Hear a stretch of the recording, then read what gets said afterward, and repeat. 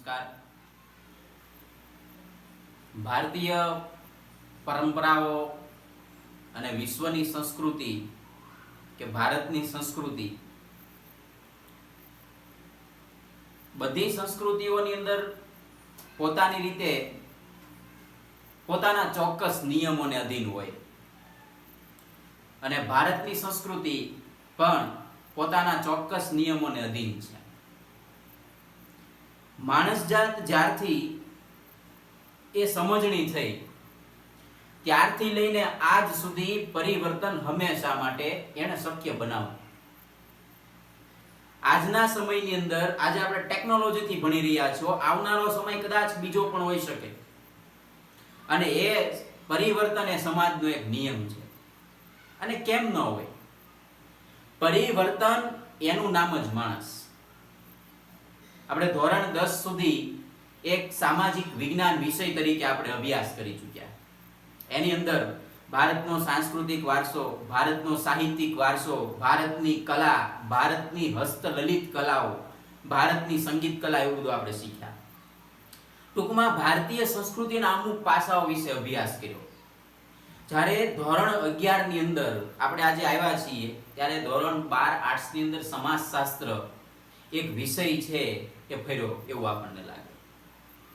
પણ એની અંદર આપણે સંસ્કૃતિના પાસા ભણવાના હતા. હવે આપણે સમાજશાસ્ત્ર વિષયની અંદર એના પાસાઓનો અભ્યાસ કરવાનો છે કે માણસ જાત જે છે એ પોતાના સમાજની અંદર કેવા પરિવર્તનો લાવે છે, એ પરિવર્તનોનું શું પરિણામ આવે છે, એના વિશે ચર્ચા કરવાની છે. પણ એ પહેલા આપણને ખબર હોવી જોઈએ કે આપણે જે વિષય ભણવાના છીએ એ વિષય કેવો છે, શું કહેવા માંગે છે, એનો ઉદ્ભવ અને વિકાસ કેવો થયો, એની પરંપરા કેવી રહી, એ તમામ બાબતો વિશે આપણે આજે અભ્યાસ કરવાનો છે.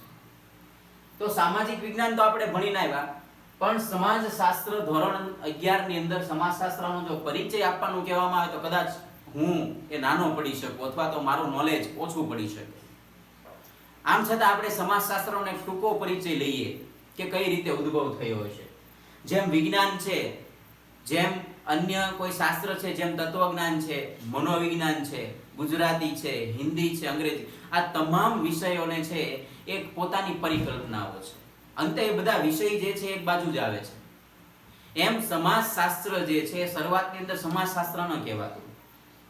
એને એક અલગ એંગલથી જોવાનો પ્રયત્ન ઘણા બધા વિદ્વાનોએ કર્યો અને એ બધા વિદ્વાનોનો અર્ક જે છે એને જે વ્યાખ્યાઓ આપી, જે કોઈ વ્યાખ્યાઓ કરી આપણી સમક્ષ મૂકવાનો પ્રયત્ન કર્યો છે. ચાલો આપણે એને પણ સમજીએ. તો સમાજશાસ્ત્રને આપણે અંગ્રેજીમાં સોશિયોલોજી કહીએ છીએ. આ ખાસ યાદ રાખજો.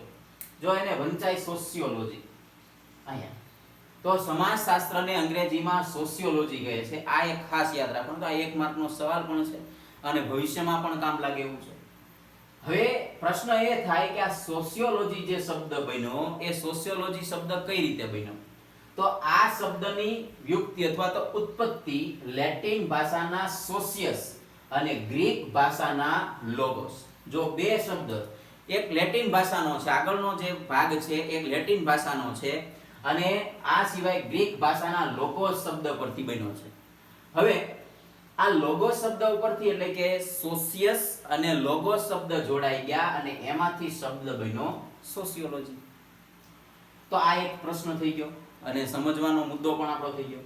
હવે જોઈએ તો આખી જે વ્યાખ્યા છે, આખી જે પ્રક્રિયા છે શબ્દની, આપણા પાઠ્યપુસ્તકની અંદર આપેલી છે.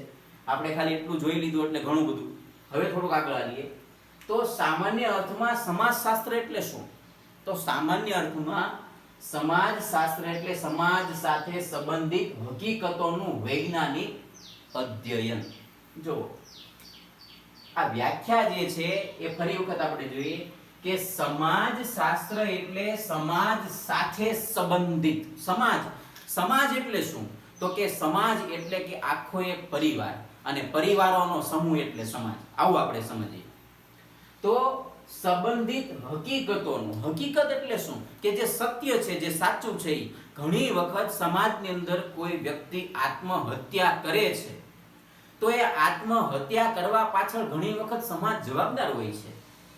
એની હકીકતો છે.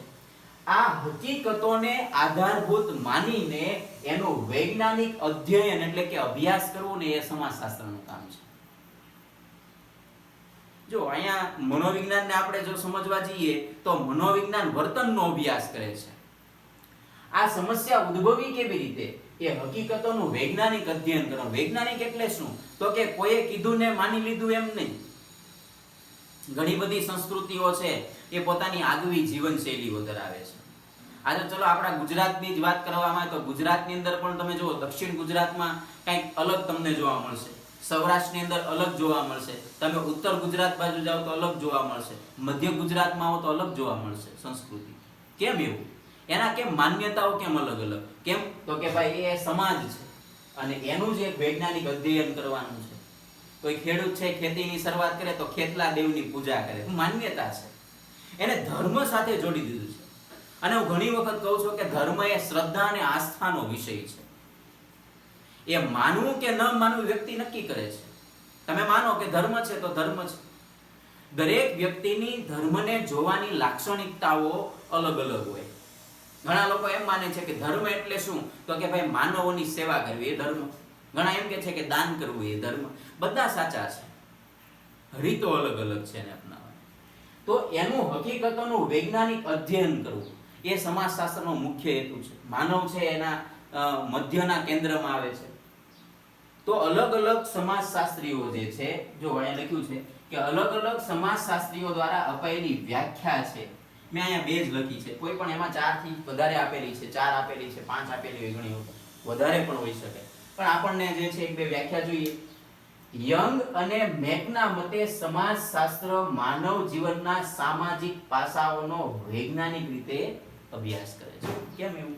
જો યંગ અને મેક નામ છે, શું કહે છે કે સમાજશાસ્ત્ર માનવ જીવનના સામાજિક પાસાઓનો. હવે સામાજિક પાસાઓ એટલે શું? દાખલા તરીકે લગ્ન તો એક પ્રકારનું સામાજિક રીત રસમ છે, એક પાસું છે. હિન્દુ ધર્મ છે તો એને એક સંસ્કાર ગણે છે. અલગ અલગ ધર્મની માન્યતાઓ અલગ અલગ છે તો એના સામાજિક પાસાઓનો વૈજ્ઞાનિક રીતે અભ્યાસ કરે છે. ઘણી વખત ઘણી બધી માન્યતાઓ એવી હોય સમાજની અંદર કે જે પહેલેથી ચાલી આવતી હોય, એની અંદર શું એક વૈજ્ઞાનિક તથ્ય રહેલું છે એ તપાસવાનું કામ છે ને સમાજશાસ્ત્ર કરે છે.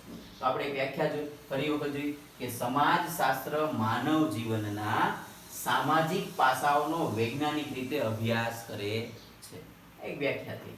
એવી જ રીતે આપણા જાણીતા જે છે કટાર લેખક વિદ્યુત જોશીના મતે સમાજશાસ્ત્ર માનવીય સામાજિક વ્યવહારોના વૈજ્ઞાનિક અભ્યાસ કરે છે. ઘણી વખત આપણે ક્યાંય બહાર જવાનું હોય ત્યારે સ્વાભાવિક રીતે મમ્મી કે પપ્પા એ સામાન્ય રીતે આપણને એવું કહે કે કોઈ સામે બોલવાનું નહીં, આમ નહીં કરવાનું, તેમ નહીં કરવાનું. શા માટે? તમે એને જ્યારે સવાલ પૂછો ત્યારે તમને જવાબ જે છે એમ કે સારું ન લાગે, લોકો વાતો કરે. ના, લોકો એટલે કોણ? તો કે સમાજ. આપણે આવી ગયા એટલે જ એમ કેજો કે સમાજશાસ્ત્ર માનવીય સામાજિક વ્યવહાર. ઘણી વખત કોઈ વ્યક્તિ છે એ તમારી સાથે ખરાબ વ્યવહાર કરે તો એની પાછળ પોતાનું ચોક્કસ કારણ હોઈ શકે. ઘણી વખત તમે કોઈ વ્યક્તિને મદદ કરો છો અથવા કરતા નથી તો તમારી પાસે ચોખ્ખું પોતાનું કોઈ કારણ હોઈ શકે છે, વ્યવહાર છે. અને એનો વૈજ્ઞાનિક અભ્યાસ કરવો એ જ સમાજશાસ્ત્રનું મુખ્ય કાર્ય છે. તો આપણે જોયું યંગ અને મેકના મતે સમાજશાસ્ત્ર એટલે શું છે, વિદ્યુત જોશીના મતે સમાજશાસ્ત્ર શું છે. બેનો અર્થ અંતે તો એક જ હોઈ શકે. ટૂંકમાં વૈજ્ઞાનિક અભ્યાસ, જો અહીંયા શબ્દ એક ભાર મૂક્યો છે, બેમાં વૈજ્ઞાનિક રીતે અભ્યાસ, અહીંયા લખ્યું વૈજ્ઞાનિક રીતે, તથ્યોને આધારિત છે, હકીકતોને આધારિત છે, એટલે વૈજ્ઞાનિક અભ્યાસ છે. વિજ્ઞાન છે એ ઘણી વખત એક પ્રયોગથી સફળતા ન મળે તો અનેક પ્રયોગો કરે, ત્યારબાદ હકીકતો કે તથ્યો તારવે, એના આધારે એ હકીકતો બહાર આવે. એમ સમાજશાસ્ત્રમાં પણ માનવોના વ્યવહારનો અભ્યાસ કરવામાં આવે છે ને પછી હકીકતો છે એ બહાર પાડવામાં આવે છે. ત્યાં કૃત્રિમ વસ્તુ કે પ્રયોગો કરવાના છે, અહીંયા તો માનવ જીવનના સંબંધો, એની લાગણીઓ, એની ઉર્મી વિશે, એની અભિવ્યક્તિઓ વિશેના પ્રયોગો કરવાના છે અને તમારે જીવંત વ્યક્તિઓ સાથે પ્રયોગો કરવાના છે. એટલા માટે ચાલો, તો આ સમાજશાસ્ત્રનો ટૂંકો નાનકડો અમથો પરિચય થઈ ગયો. હવે આગળ જોઈએ તો સમાજશાસ્ત્રનો ઉદ્ભવ કેવી રીતે થયો. તો પ્લેટોથી લઈને સેન્ટ સિમોન સુધીના અનેક વિચારકોએ સમાજ અંગેનું ચિંતન રજૂ કર્યું છે. ઘણા બધા વિચારકો આવ્યા.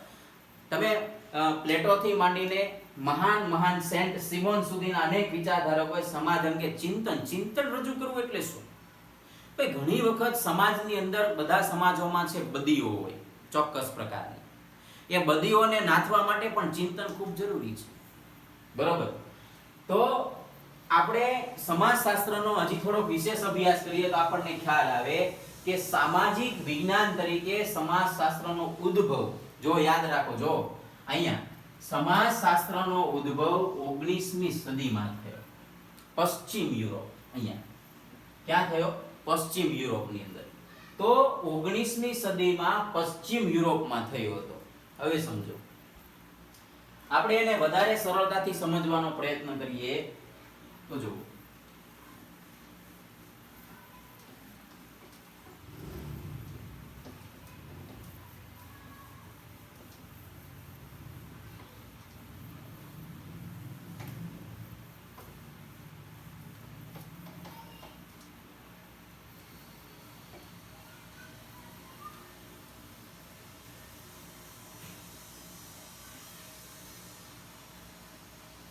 ચાલો હવે સમજી. સામે શબ્દ આવ્યો પશ્ચિમ યુરોપ. તો જો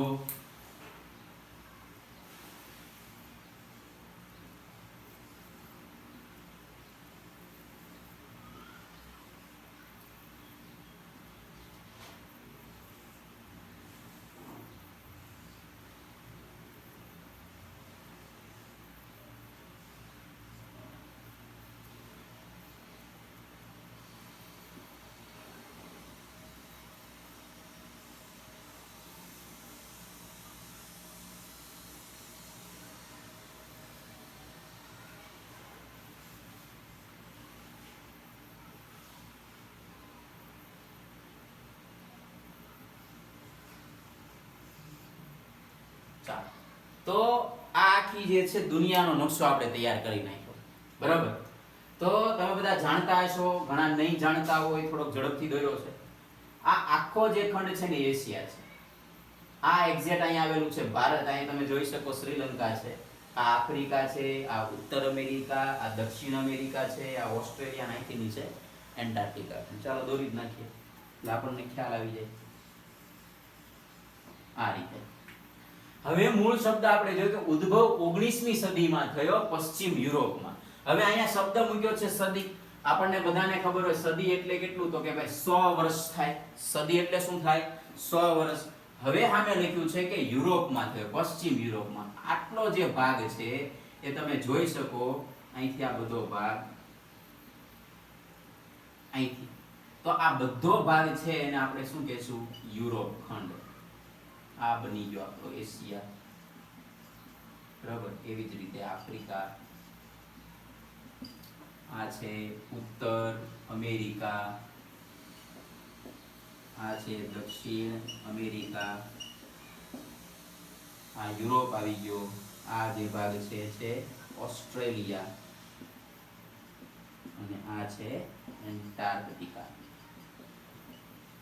તો આ 7 ખંડો. હવે આપણને કીધું પશ્ચિમ યુરોપમાં. તો પશ્ચિમ યુરોપ એટલે શું? તો કે આ પૂર્વ દિશા છે અને આ એની વિરુદ્ધ કઈ દિશા આવશે? તો કે પશ્ચિમ દિશા આવશે. બરાબર. તો આ પશ્ચિમ યુરોપ એટલે કે આ ભાગની અંદર, એટલે જો અહીંયા બધા જે દેશો આવેલા છે, ઇંગ્લેન્ડ એક્ઝેક્ટ અહીંયા આવેલો છે, તો આ દેશોની અંદર તો પશ્ચિમ યુરોપમાં થયું. કેમ યુરોપ જ કેમ? તો કારણ જોઈએ કે 18મી અને 19મી સદીમાં પશ્ચિમ યુરોપમાં આવેલા ઝડપી સામાજિક પરિવર્તનો. જો ઝડપી સામાજિક પરિવર્તન એટલે પરિવર્તનો એ માણસનો નિયમ છે, પણ જ્યારે સામાજિક પરિવર્તન બહુ ઝડપી હોય અને સમાજના લોકો જ્યારે પરિવર્તનો સાથે ઝડપથી પોતાનામાં પરિવર્તન નથી લાવતા, અથવા તો નથી લાવી શકતા, અથવા નથી લાવી શકાયું, ત્યારે આ પ્રશ્નો ઉદ્ભવે. નવ જાગૃતિ થઈ. નવ જાગૃતિ એટલે કે ઘણી વખત અમુક ધાર્મિક માન્યતાઓને લઈને અમુક લોકો ખોટી રીતે લોકોને ભરમાવતા હોય, તો એની વિરુદ્ધ હંમેશા નવ જાગૃતિ થાય. નવ જાગૃતિ એટલે ફરી વખત એક નવા વિચારને પ્રસ્થાપિત કરવાનો પ્રયત્ન કરવામાં આવે. બરાબર. તો એ નવ જાગૃતિ ઇંગ્લેન્ડમાં થયેલી ઔદ્યોગિક જાગૃતિ, કારણ કે ઇંગ્લેન્ડની અંદર એ ઔદ્યોગિક ક્રાંતિ સર્જાણી હતી. કેમ ઇંગ્લેન્ડ? તો કે ભાઈ મેં તમને કીધું કે અહીંયા જે છે એક્ઝેક્ટ ઇંગ્લેન્ડ આવેલું છે, તો 18મી સદીની અંદર યુરોપમાં ક્રાંતિ થઈ એવું આપણે સાંભળ્યું, ઔદ્યોગિક ક્રાંતિ. હવે ઔદ્યોગિક ક્રાંતિ એટલે શું? તો કે ઉદ્યોગો સ્થપાવા લાગ્યા, પરિણામે ઉદ્યોગો જે સ્થપાવા લાગ્યા, એ ઉદ્યોગો સ્થપાયા તો ખરા, પરંતુ સાથે સાથે બીજી નવી સમસ્યાઓ પણ ઉદ્ભવી. સમાજશાસ્ત્રના ઉદ્ભવના બીજ રોપાયા અહીંથી જ તે. તો જો સમાજશાસ્ત્રના બીજ રોપાવા એટલે શું? તો કે ભાઈ સમાજશાસ્ત્રને કામ કરવાની હવે તક મળી. ઔદ્યોગિક ક્રાંતિને કારણે નવા નવા ઉદ્યોગો તો સ્થપાયા, પણ સાથે એક સમસ્યા આવી કે શ્રમજીવી વર્ગના શોષણની સમસ્યા ઊભી થઈ. હવે શ્રમજીવી એટલે તો તમે જો કાર્લ માર્ક્સ એમ કહે છે કે હે દુનિયાના મજૂરો, સંગઠિત બનો, તમારે કશું જ ગુમાવવાનું નથી સિવાય કે ગુલામીની જંજીરો. આવું આપણે સાંભળ્યું છે. તો શ્રમજીવી વર્ગનું શોષણ શરૂ થયું, કારણ કે હંમેશા એક બે વર્ગનું અસ્તિત્વ રહ્યું છે. એક કે જેની પાસે પૈસા છે, જેની પાસે મૂડી પ્રધાન છે એ લોકો, અને એક વર્ગ છે જેની પાસે કશું જ નથી શ્રમ સિવાય. તો એ લોકોનું હંમેશા શોષણ થાય છે. તો પરિણામે આ સમસ્યા ઊભી થઈ, અને આ સમસ્યાઓને પરિણામે સમાજશાસ્ત્રએ વધુ વૈજ્ઞાનિક રીતે આનો અભ્યાસ કરવાનો શરૂ કર્યો. પરંતુ 18મી સદીની અંદર પરિવર્તનો અને ટેકનોલોજીના કારણે દુનિયાના રાષ્ટ્રો એકબીજાની નજીક આવવા લાગ્યા. કારણ કે ટેકનોલોજીની શરૂઆત થઈ ગઈ 18મી થી 19મી સદી દરમિયાન, અને નવા દ્રષ્ટિકોણથી સમાજને જોવા લાગ્યા. દુનિયાના દેશો નજીક આવ્યા એટલે એકાબીજી રાષ્ટ્રો જે છે, એક રાષ્ટ્રોના લોકો એકબીજાની નજીક આવ્યા, નવા વિચારકો એ ઉદ્ભવ્યા, અને એણે આ શોષણ સામે અવાજ ઉઠાવવાનું કે આ એક પ્રકારની અમાનવીય નીતિઓનો વિરોધ કરવાનું શરૂ કર્યું. હવે શું થયું? તો કે અને એમાંથી સમાજનો પણ વૈજ્ઞાનિક દ્રષ્ટિકોણનો અભ્યાસ કરી શકાય એવું પહેલી વખત નક્કી થયું. અને ખાસ ઈસવીસન 1830 થી 1842 દરમિયાન 6 ભાગમાં લખાયેલી, કેટલા ભાગ? 6 ભાગમાં લખાયેલી પોઝિટિવ ફિલોસોફી નામની ગ્રંથ શ્રેણી એ ઓગસ્ટ કોન્ત દ્વારા રજૂ કરવામાં આવી. કારણ કે એણે પહેલી વખત કીધું કે ભાઈ આ જે સમસ્યા ઉદ્ભવે છે એ સમસ્યાનો વૈજ્ઞાનિક અભ્યાસ થઈ શકે, અને એવી થિયરી મૂકી. કોણે? તો કે કોન્તે, ઈસવીસન 1830 થી 1842. હવે જો અહીં ધ્યાન રાખજો, જ્યાં અહીંયા 1830 બોલાણું, ખરેખર આ 19મી સદી છે, ખાસ યાદ રાખવાનું. અહીંયા 18 ભલે રહ્યા, કારણ કે 1800 પછી તમે 01 વર્ષ આવી ગયું કે એના મહિનાઓ શરૂ થઈ ગયા, એટલે સમજો કે એક સદી છે નવી શરૂ થઈ ગયા. અહીંયા 18 છે, પણ આ હકીકતમાં બોલાશે 19મી સદી. આ ખાસ યાદ રાખવાનું. તો 6 ભાગમાં લખાયેલી, હવે મારે જ્યારે આને એમ કેવું હોય કે આ 6 ભાગમાં લખાયેલી પોઝિટિવ ફિલોસોફી કઈ સદીમાં આવી, તો અહીં મારા જવાબ 18મી સદી નો આવે, 19મી સદી આવે. બરોબર? તો નામની ગ્રંથ શ્રેણીમાં કોન્તે શું કીધું? તો કે ભાઈ સમાજના વૈજ્ઞાનિક અભ્યાસ અંગેના વિવિધ સિદ્ધાંતો રજૂ કર્યા. હવે આ વૈજ્ઞાનિક અભ્યાસો કોન્તે રજૂ તો કર્યા, અને પરિણામે આવા પહેલા વ્યક્તિ હતા, એટલે કોન્તે સામાજિક ભૌતિક શાસ્ત્ર નામ આપ્યું. કેમ? તો કે પોઝિટિવ ફિલોસોફી જે છે એ બંધ ન બેસવું, અને પહેલી વખત એને નામ આપ્યું સામાજિક ભૌતિક શાસ્ત્ર. અને આ જે શ્રેણી છે એની સાથે એનું નામ બંધ બેસવું નહીં, એટલે ઈસવીસન 1839માં તેમણે તેને સમાજશાસ્ત્ર એવું નામ આપ્યું. તો જો આ નામ એને મળ્યું કઈ સાલમાં, કઈ સદીમાં? 19મી સદીમાં. તો આપણું જે વિધાન હતું એ ફરી વખત જોવો જોઈએ. અહીંયા સામાજિક વિજ્ઞાન તરીકે સમાજશાસ્ત્રનો ઉદ્ભવ કઈ સદીમાં થયો?